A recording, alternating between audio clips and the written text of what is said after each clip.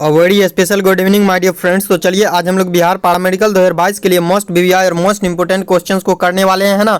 अगर आप चैनल पे नए हैं तो चैनल को सब्सक्राइब कर लीजिए। और हाँ दोस्तों, अगर आप जो है टेलीग्राम चैनल को ज्वाइन नहीं किए हैं, जहाँ पे आपको इस क्लास का पीडीएफ जो है फ्री ऑफ कॉस्ट दिया जाता है, अगर आपने ज्वाइन नहीं किया है तो ज्वाइन कर लीजिए। डिस्क्रिप्शन बॉक्स में लिंक मिल जाएगा, है ना। कहाँ पे? डिस्क्रिप्शन बॉक्स में लिंक मिल जाएगा। चलिए दोस्तों, आपको कितना डेली देखिए यहाँ पे जो है दोस्तों क्या करना है आपको कि डेली लाइव क्लास में जुड़ना है ना। डेली आपको यहाँ पे लाइव क्लासेस चलाई जाती है 7:30 बजे, आप लोग को डेली जुड़ना है। चलिए आप अगला क्वेश्चन की तरफ बढ़ते हैं। देखिए आपको सबसे पहले जो दिख रहा है यहाँ पे आपको दिख रहा होगा कि आपका सिलेबस ये है। साइंस से आपको टोटल 25 क्वेश्चन पूछा जाएगा, जीके से 25 एंड उसके बाद जो है यहाँ पे आपको मैथ से 15 क्वेश्चन पूछा जाएगा और एक क्वेश्चन बराबर आपको जो है 5 मार्क्स दिया जाएगा, ठीक है। और यहाँ पे निगेटिव मार्किंग नहीं है, ठीक है। ये चीज़ आप समझ सकते हैं। तो चलिए यहाँ पे ये चीज़ आप समझ गए कि निगेटिव मार्किंग नहीं है और ये आपका सिलेबस है। आपको इंग्लिश से 15 क्वेश्चन, हिंदी से 15 क्वेश्चन और बाद बाकी जो है सबसे ज़्यादा क्वेश्चन पूछा जाएगा साइंस से और जीके से, ठीक है। साइंस फर्स्ट में रहेगा और जीके जो है सेकंड में रहेगा, थर्ड में जो है हिंदी रहेगा, इंग्लिश रहेगा, मैथ रहेगा। ओके, तो समझ सकते हैं। आपको देख सकते हैं टोटल 90 क्वेश्चन पूछा जाएगा। टोटल मार्क्स जो रहेगा आपको वो 450 रहेगा, यानी 450 मार्क्स दिया जाएगा टोटल क्वेश्चन अगर आप सही मार के आते हैं तो, है ना। लेकिन आपको इसमें से अगर आप 300 मार्क्स 350 मार्क्स तक अगर आप ले आते हैं तो आपका 100% श्योर रहिएगा कि कोई ना कोई कॉलेज आपको गवर्नमेंट कॉलेज अलॉट हो जाएगा। चलिए आज के क्वेश्चन की तरफ बढ़ते हैं। आपको मेहनत करते रहना है दोस्तों। यहाँ पे देख सकते हैं कि ये आज का जो क्लास है ये आपको 5वां क्लास है ना। इससे पहले 4 गो क्लास जो है चल चुका है। अगर आप 4 गो क्लास को नहीं किए हैं तो डिस्क्रिप्शन बॉक्स में प्ले लिस्ट का लिंक मिल जाएगा, आप जाके देख सकते हैं। और हाँ दोस्तों, मैंने साइंस के जो है 25 प्रैक्टिस सेट लगवा दिया है। कितना? 25, है ना। अगर आप 25 प्रैक्टिस सेट को नहीं किए हैं तो प्ले लिस्ट का लिंक जो है डिस्क्रिप्शन बॉक्स में मिल जाएगा। और प्रीवियस ईयर जीके का क्वेश्चन आज तो चल ही रहा है ना, प्रीवियस ईयर। तो चलिए क्वेश्चन की तरफ बढ़ते हैं। आपको डेली कितना? डेली 7:30 बजे जुड़ते रहना है। चलिए क्वेश्चन की तरफ बढ़ते हैं दोस्तों।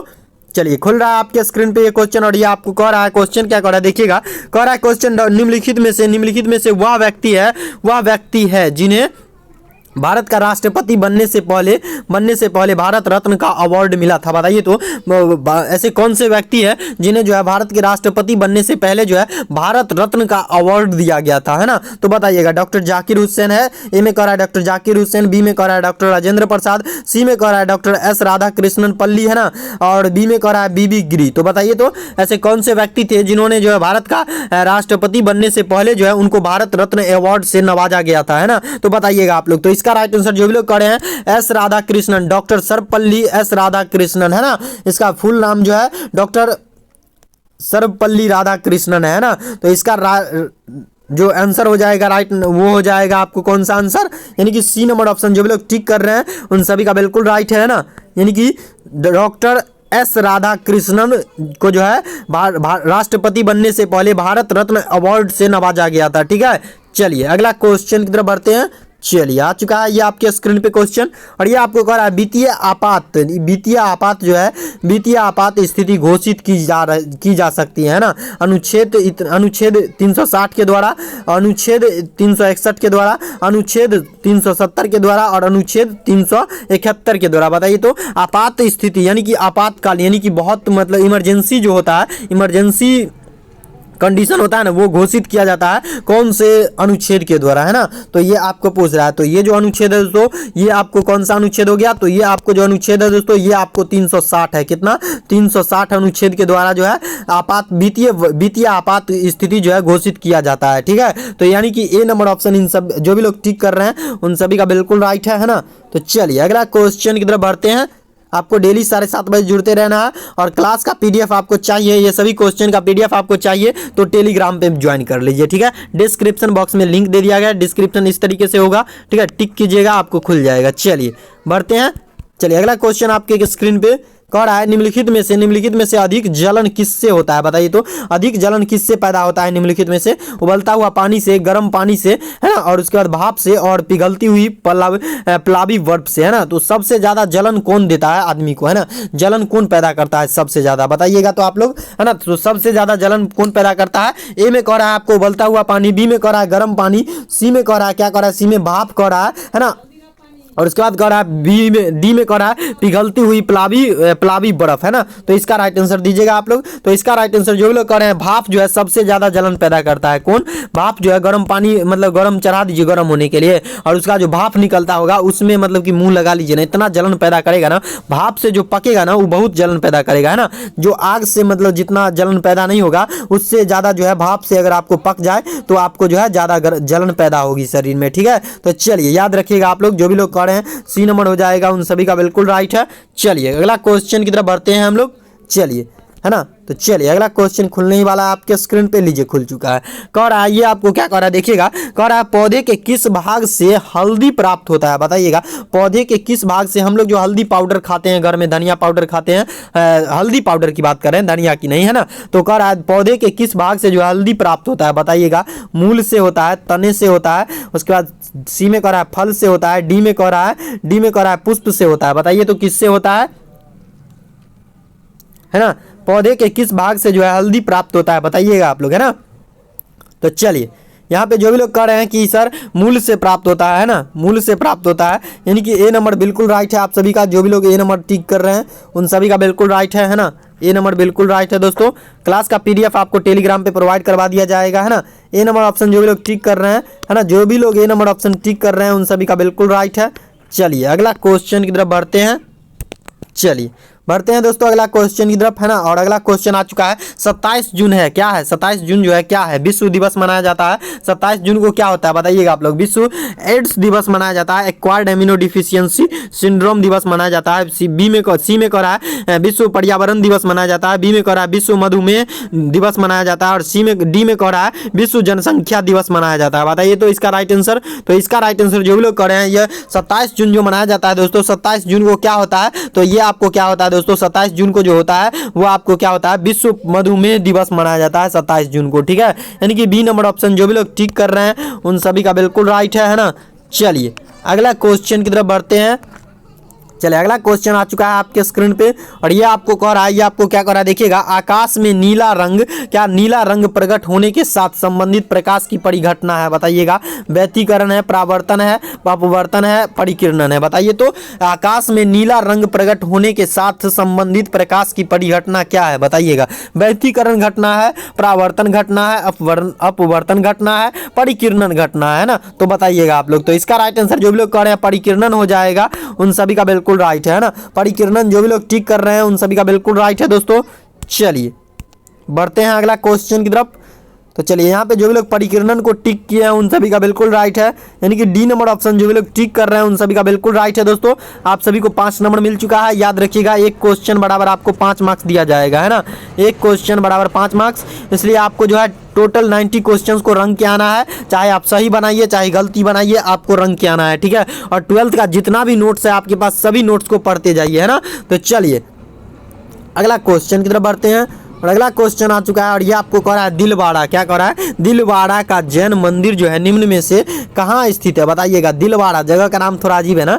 दिलवाड़ा का जो जैन मंदिर है निम्न में से कहाँ पर स्थित है, बताइएगा। जीके का ये क्वेश्चन है। सरबन बेला गोला में, बी में कह रहा है पारसनाथ पर्वत पर, और सी में कह रहा है इंदौर में, डी में कह रहा है माउंट आबू पर्वत पर, है ना। तो बताइए तो दिलवाड़ा का जैन मंदिर जो है कहाँ पर स्थित है, बताइएगा आप लोग, है ना। तो ये जो स्थित है दोस्तों, ये आपको कहाँ पे स्थित है, तो ये आपको स्थित है माउंट आबू पर्वत पे, ठीक है। कहाँ पे, माउंट आबू पर्वत पे ये स्थित है, ठीक है। कौन स्थित है, दिलवाड़ा का जैन मंदिर जो स्थित है ये आपको माउंट आबू पर्वत पर उपस्थित है, ठीक है। चलिए अगला क्वेश्चन की तरफ बढ़ते हैं। चलिए अगला क्वेश्चन आ चुका है, कह रहा है पीलिया रोग जो है, पीलिया किस अंग के संक्रमण के कारण होता है। पीलिया रोग में कौन से अंग जो है अंग में जो है पीलिया रोग होता है। पीलिया रोग कहाँ पे होता है ये आपसे पूछ रहा है ना। क्वेश्चन कहने का मतलब ये है कि पीलिया रोग जो है कहाँ पे होता है, ये आपसे कह रहा है। पीलिया किस अंग के संक्रमण के कारण होता है, बताइएगा। पीलिया जो है किस अंग के संक्रमण के कारण होता है। तो पीलिया जो है ना दोस्तों, ये आपको क्या करता है, ये आपको सबसे पहले क्या करता है, लीवर को सबसे ज्यादा लीवर को संक्रमित करता है ना। याद रखिएगा, यानी कि बी नंबर ऑप्शन जो भी लोग टिक कर रहे हैं उन सभी का बिल्कुल राइट है एक ही बार में। चलिए अगला क्वेश्चन की तरफ बढ़ते हैं। देखिए ये सबसे ज्यादा जो है इसको लीवर वाले पार्ट को जो है संक्रमित करता है, ठीक है। लीवर को संक्रमित करता है, ये चीज आप देख सकते हैं।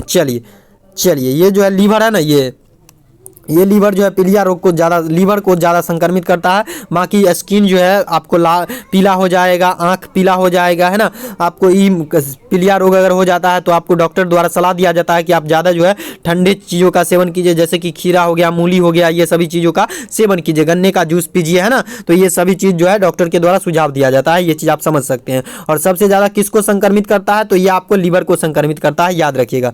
चलिए क्वेश्चन की तरफ बढ़ते हैं। देखिए ये वही लिख दिया गया है, दरअसल पीलिया सीधे लीवर को प्रभावित करता है, ये चीज़ आप समझ सकते हैं ना। तो चलिए अगला क्वेश्चन की तरफ बढ़ते हैं।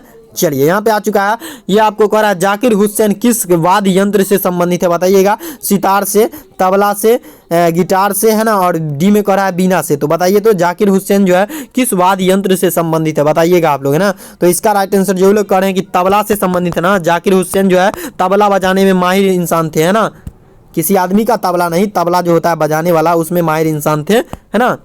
तबला में जो है माहिर इंसान कौन थे, तो जाकिर हुसैन थे, ठीक है, याद रखिएगा। चलिए जाकिर हुसैन जो है तबला बजाने में माहिर इंसान थे। चलिए अगला क्वेश्चन की तरफ बढ़ते हैं, है ना। तो चलिए अगला क्वेश्चन की तरफ बढ़ते हैं। ये चीज़ आप लोग याद रखिएगा, ये MBBI क्वेश्चन है ना, MBBI क्वेश्चन है जीके का। चलिए याद रखिएगा। अगला क्वेश्चन की तरफ बढ़ते हैं। चलिए अगला क्वेश्चन आ चुका है, साइलेंट, क्या साइलेंट वैली स्थित है, क्या साइलेंट वैली जो है स्थित है, कहाँ पे स्थित है, साइलेंट वैली जगह का नाम है, ये कहाँ पे स्थित है, ये आपसे पूछ रहा है ना। ओसम में उपस्थित है ना। सी में करा है अफ्रीका में, बी में करा है केरल में, और डी में करा है आंध्र प्रदेश में। तो बताइए तो ये जो साइलेंट वैली जो स्थित है कहाँ पे स्थित है, बताइएगा आप लोग, है ना। तो ये जो स्थित है दोस्तों केरल में उपस्थित है, कहाँ पे, केरला में उपस्थित है। साइलेंट वैली जगह का नाम है, और ये कहाँ पे उपस्थित है, तो ये आपको जो उपस्थित है दोस्तों, ये आपको केरला में उपस्थित है, ठीक है। यानी कि बी नंबर ऑप्शन जो भी लोग टिक कर रहे हैं उन सभी का बिल्कुल राइट है। चलिए यहाँ पे बी नंबर ऑप्शन बिल्कुल राइट है। साइलेंट वेला जो स्थित है दोस्तों, ये आपको उपस्थित है कहाँ पे, साइलेंट वैली जगह का नाम है, और ये आपको उपस्थित है केरल में, ठीक है, याद रखिएगा। चलिए अगला क्वेश्चन की तरफ बढ़ते हैं हम लोग। चलिए अगला क्वेश्चन आ चुका है, और ये आपको कह रहा है स्वतंत्रता के बाद रियासतों का एकीकरण में सबसे महत्वपूर्ण भूमिका किसके द्वारा निभाई गई, बताइएगा, है ना। स्वतंत्रता के बाद जो है, यानी कि हम लोग जब स्वतंत्र हो गए तो उसके बाद जो है रियासतों का एकीकरण में जो है सबसे महत्वपूर्ण भूमिका किसने निभाई थी। ए में कह रहा है सरदार वल्लभ भाई पटेल, बी में कह रहा है पंडित जवाहरलाल नेहरू, सी में कह रहा है महात्मा गांधी, और डी में कह रहा है राजेंद्र प्रसाद। तो बताइए तो इसका राइट आंसर, है ना। तो ये आपको जो सबसे ज्यादा अहम भूमिका निभाए थे, वो जो निभाए थे दोस्तों, ये आपको कौन निभाए थे, तो सरदार वल्लभ भाई पटेल, है ना। ना ही महात्मा गांधी, ना ही पंडित जवाहरलाल नेहरू, और ना ही राजेंद्र प्रसाद। सबसे ज्यादा महत्वपूर्ण भूमिका जो निभाए थे, ये आपको निभाए थे सरदार वल्लभ भाई पटेल, ठीक है। यानी कि सी नंबर ऑप्शन जो भी लोग ठीक कर रहे हैं उन सभी का बिल्कुल राइट आंसर है। चलिए अगला क्वेश्चन की तरफ बढ़े हम लोग। चलिए बढ़ते हैं।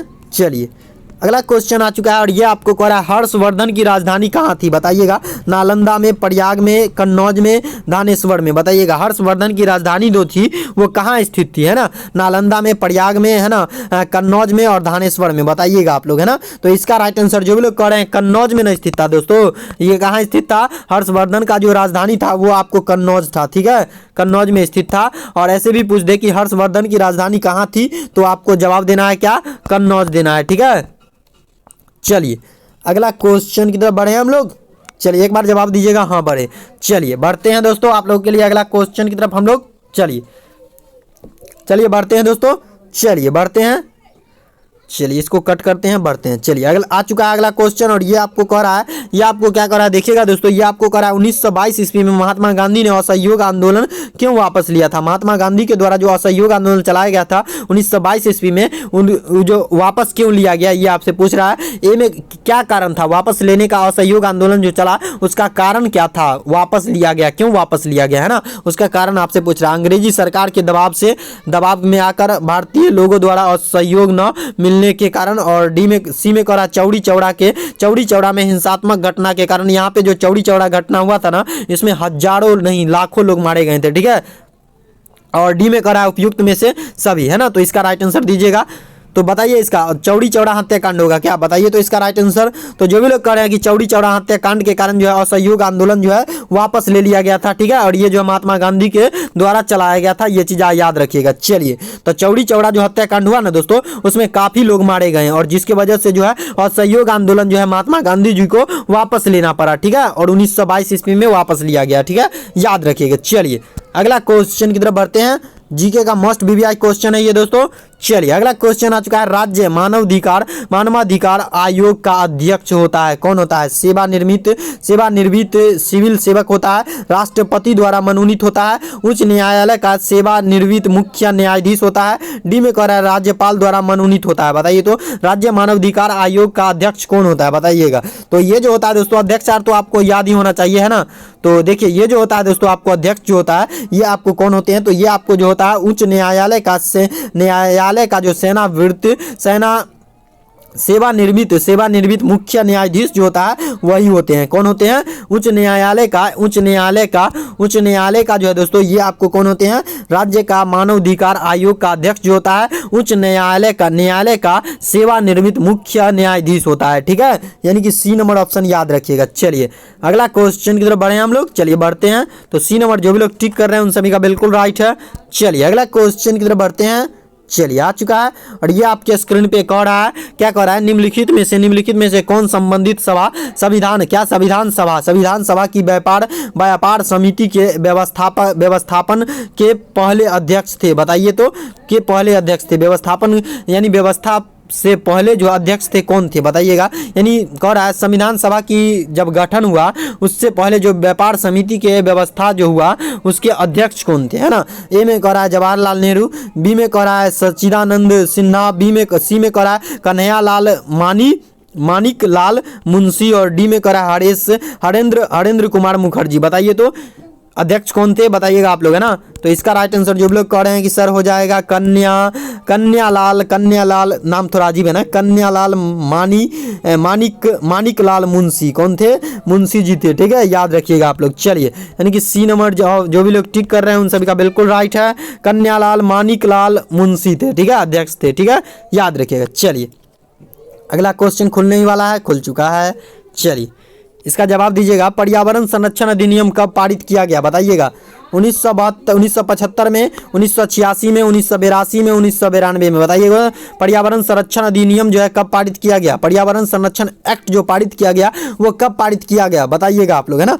तो इसका राइट आंसर हो जाएगा दोस्तों ये कब पारित किया गया था? 1986 में पारित किया गया था। ठीक है, पर्यावरण संरक्षण एक्ट जो लागू हुआ था वो आपको 1900 में लागू हुआ था? 1986 में। ठीक है, यानी कि बी नंबर ऑप्शन जो भी लोग टिक कर रहे हैं उन सभी का बिल्कुल राइट है। चलिए अगला क्वेश्चन की तरफ बढ़ते हैं, याद रखिएगा इसको। चलिए कह रहा है सैटेलाइट, क्या कह रहा है? सैटेलाइट मृदा आयरन और डैश से भरपूर है। बताइएगा सैटेलाइट मृदा आयरन और किससे जो है भरपूर है ना। पोटेशियम से भरपूर है, चूना से भरपूर है, एल्यूमिनियम से भरपूर है, नाइट्रोजन से भरपूर है। सैटेलाइट मृदा आयरन और किससे भरपूर है, बताइएगा आप लोग, है ना। तो इसका राइट आंसर जो भी लोग कह रहे हैं कि एल्यूमिनियम से भरपूर है, क्या हो जाएगा? सैटेलाइट क्या हो जाएगा दोस्तों? सैटेलाइट मृदा जो है सैटेलाइट मृदा आयरन और एल्यूमिनियम से भरपूर है, याद रखिएगा। चलिए इस लाइन को याद रखिएगा दोस्तों।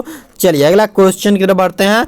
चलिए बढ़ते हैं क्वेश्चन की तरफ। टोटल आपको 20 क्वेश्चन ही जीके से पूछा जाएगा। कितना? टोटल 20 क्वेश्चन पूछा जाएगा जीके से। और मैं प्रीवियस ईयर जीके का क्वेश्चन करवा ही रहा हूँ, है ना। प्रीवियस ईयर यानी कि पिछले 10 सालों में जितना भी प्रीवियस ईयर क्वेश्चन है सभी को मैं वीडियोज के माध्यम से कवर कर रहा हूँ। तो चलिए यहाँ पे 18 नंबर क्वेश्चन आ चुका है और ये आपको कह रहा है भारत में निम्नलिखित में से कौन सी नदी पश्चिम की ओर बहती है? बताइए तो भारत में ऐसी कौन सी नदी है जो कि पश्चिम की ओर बहती है? बताइएगा। गोदावरी है, कृष्णा नदी, महानदी और नर्मदा नदी। बताइए तो भारत में निम्नलिखित में से कौन सी ऐसी नदी है जो पूर्व से न बह के पश्चिम की ओर बहती है? बताइएगा आप लोग, है ना। तो इसका राइट आंसर जो भी लोग कह रहे हैं कि नर्मदा नदी न बहता है, सब नदी तो पूर्व की ओर बहता है लेकिन ये नदी जो है नर्मदा नदी ये आपको कब बहती है? पश्चिम की तरफ बहती है ना, पश्चिम की तरफ बहती है दोस्तों, यानी कि डी नंबर ऑप्शन बिल्कुल राइट है।